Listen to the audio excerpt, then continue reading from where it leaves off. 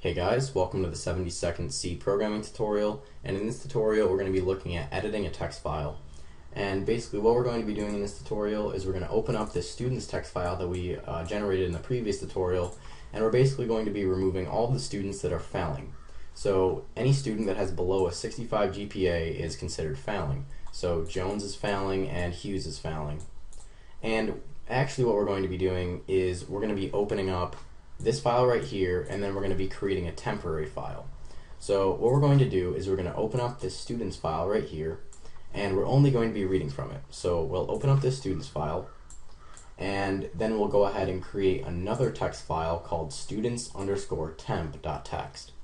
And we're going to go entry by entry through this student's file right here, and if the student is failing, then we won't write it to the new file. If the student's passing, like Thompson, then we will write it to the new file.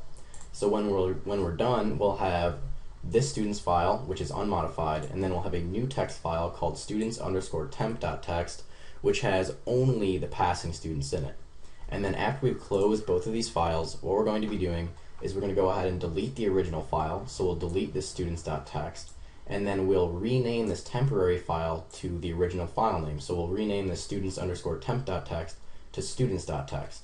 And then when the application is finished executing, it will give the illusion that we actually edited or removed the entries from this students file right here. So when we're done, we should have Jones gone, Hughes gone, and this number up here should be a 3 since there will only be 3 student entries in it. And I'll just go ahead and close this and not save the changes. Alright. So like I said, what we're going to be doing first is we're just going to go ahead and read all the entries in this original file. So in this student's file right here, we have a student, and the student is composed of their name and their GPA. So we'll just go up here and create a struct to hold a student. So we'll say type define struct, and then each student, like I said, has a name and a GPA, which is just a float. And like I said, this is just a student. Okay. Alright, so now what we're going to do is we're just going to go ahead and read all of the students inside of this original file right here. So we're going to go ahead and first read the number of students in the file. So we're going to go ahead and say int student count. And then we'll go ahead and read the student count using fscanf. So file scanf, and we're going to be reading from the original file, so the students.txt. So we're going to read from the original file, and we're just reading in a single integer, so mod I, and then we're reading into this student count variable, so the address of student count. So what we want to do is we want to go ahead and read into our program all of the students that are passing. Now we have no idea how many students there actually are that are passing inside of this file, so we're just going to go ahead and allocate enough memory for every single student. So we're going to go ahead right here and create a student array for all the passing students, so we'll call this passing students.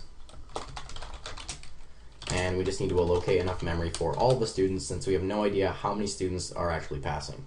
So we're just going to say size of student, since we're creating an array of student structs, and then we just need to multiply it by the number of students in the original file. So now that we've allocated enough memory for all the students, we're going to go ahead and read through all the entries in the original file, and then we're only going to add the ones to the array that are passing. So we're going to go ahead right here and create another variable to hold the amount of students that are passing. So we'll say int passing count.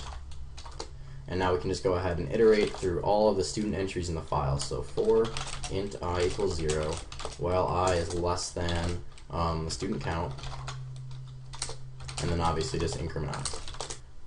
Okay, so the first thing that we need to do in each entry is obviously just read the length of each student's name. So we're going to say int nameLen, and then we'll just go ahead and read the name length using fscanf or file scanf. And again, we're going to be reading from the original file this time.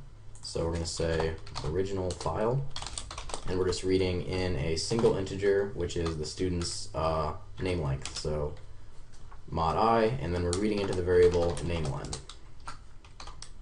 Now that we know how many characters are in the student's name, we can go ahead and allocate enough memory for the student's name. So we'll go down here and we're going to say character pointer name, and we'll just allocate enough memory for the student's name. So we just need to do size of car times name length, name len, and what we actually need to do is go ahead and add 1 to the name length for the null terminating character. So name len plus 1. Alright, and then what we're going to do is go ahead and set the last character in this character array, or in the string, equal to 0 for the null terminating character. So name at the index of namelen to index its last character, and we'll just go ahead and set that equal to 0. And 0 for the null terminating character is equivalent to \0, like that. Doesn't really matter which way you do it. So now that we've allocated enough memory for the name, we can go ahead and read both the name and the GPA in. And we actually need to go ahead and create a float variable for the GPA. Alright, so yeah, now we can go ahead and read in both the student's name and their GPA. So we'll go down here and say file scanf to read in the name and the GPA. And we're reading from the original file, so original file. We're reading in a string, which is the student's name, and we're reading in a float, which is their GPA. So we're going to be reading the string into this memory right here, so name, and we're going to go ahead and read the GPA into this float variable right here, so the address of GPA.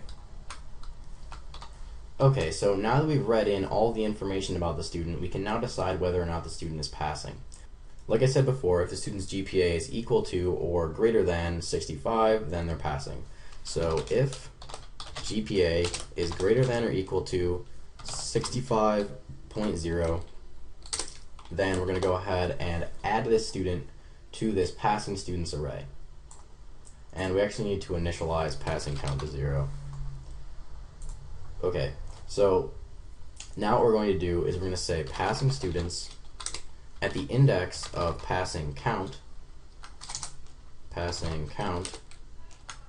dot name equals name, and then we just need to go ahead and set that student's GPA equal to the GPA that we just read in, equals GPA. Alright, so let's go ahead and break this line of code down right here. So what we're going to do is we're going to go into this passing students array right here, and we're going at the index of passing count. And currently there are 0 students that are considered passing, so we're going to the first student entry inside of this array right here. And then we're setting its name field equal to the name that we just read in.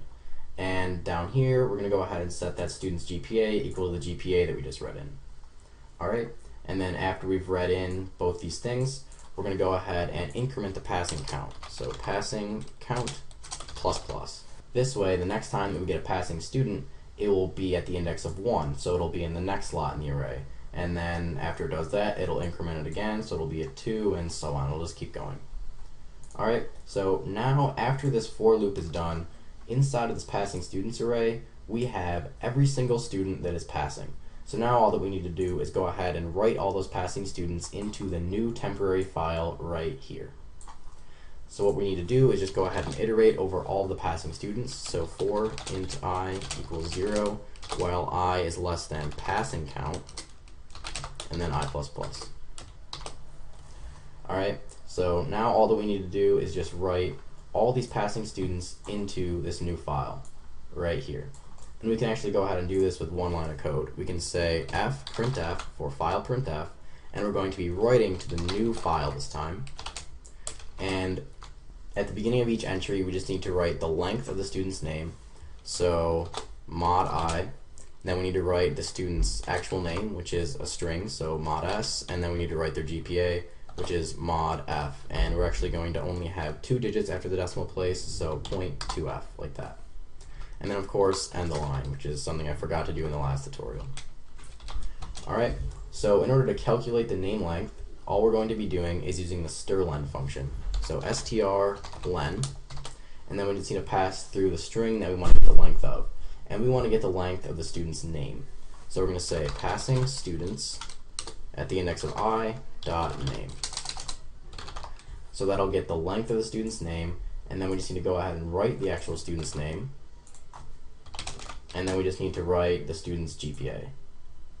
So passing students at the index of I dot GPA. Alright, and that's it. Oh, and actually I forgot. Before we begin writing all the student entries, we actually need to write the student entry count, so how many students there actually are in the file. So right up here we just need to say fprintf, and we're actually going to be writing the new file.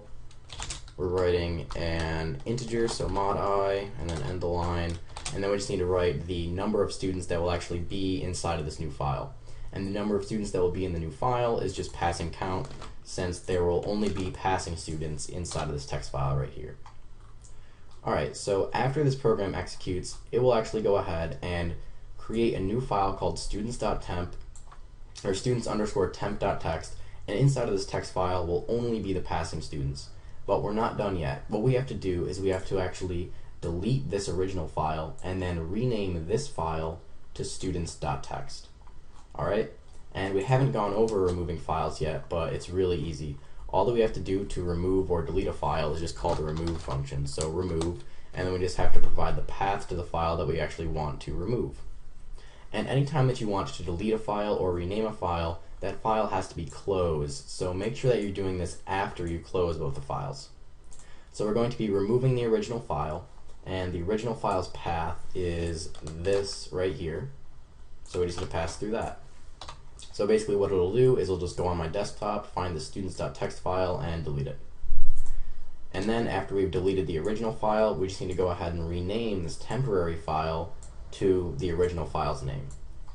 So we're just going to go ahead right here and say rename, and the first thing that we have to do is just provide the name of the actual file itself.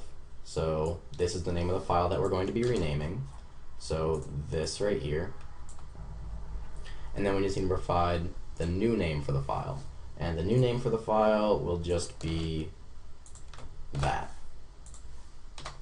Alright, and then after we're all done doing all this, we're just going to go ahead and print out onto the screen telling the user that we've successfully removed all the failing students. So successfully removed all of the failing students. End the line, and then let's just go ahead and run this and make sure that it works. So we run this right here, and then out onto our screen we get that string at the end, successfully removed all the failing students. So now let's just go back on my desktop.